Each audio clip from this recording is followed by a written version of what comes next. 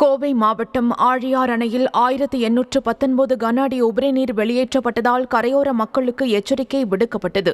ஆழியார் அணைக்கு வினாடிக்கு 1800 கன அடி நீர் வந்து கொண்டிருப்பதால் அணையின் 5 மதகுகள் வழியாக நீர் வெளியேற்றப்படுகிறது. இதனால் ஆழியார், பொங்காலியூர், ஆனைமலை, அம்பராம்பாளையம் உள்ளிட்ட பகுதிகளைச் சேர்ந்த மக்கள் ஆற்றில் இறங்கக்கூடாதென நீர்வளத்துறை எச்சரிக்கை விடுத்துள்ளது.